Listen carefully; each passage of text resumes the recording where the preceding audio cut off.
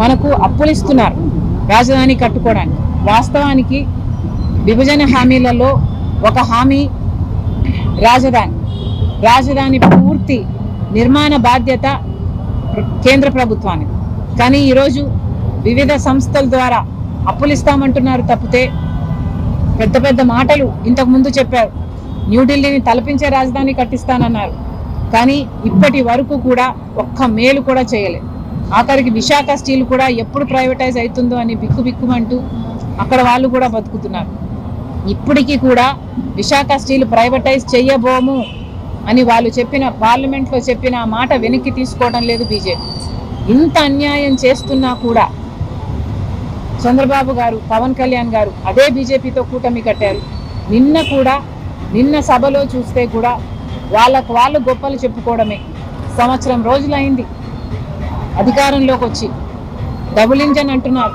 నిజంగానే డబుల్ ఇంజనో లేకపోతే ట్రబుల్ ఇంజనో వాళ్ళకు అర్థం కావటం లేదేమో, కానీ జనాలకైతే అర్థమవుతుంది. సూపర్ 6 అన్నారు, సూపర్ ఫ్లాప్ అయ్యే పరిస్థితికి వచ్చింది.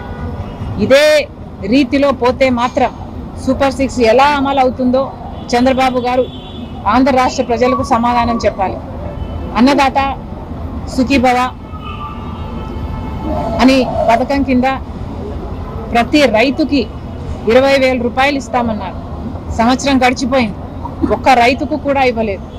ఇవ్వాల్సిన రైతులు దాదాపు 80 లక్షల మంది అయితే ఇస్తున్నది మాత్రం 45 లక్షల మందికి. ఇలా ప్రతి పథకంలోనూ, లేకపోతే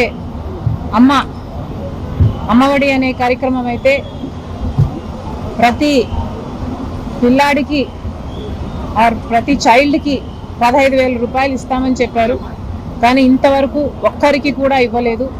ఇక మీదట ఇస్తామంటున్నారు. అది కూడా 20 లక్షల మందికి. 87 లక్షల మంది ఉంటే 67 లక్షల మందికి మాత్రమే ఇస్తామంటున్నారు. ఇలా ప్రతి సూపర్ 6కు చెందిన హామీలో మీరు కోతలు పెట్టుకుంటూ పోతే మరిది అమలు చేసినట్టు ఎలా అవుతుంది అని అడుగుతున్నాం చంద్రబాబు గారు.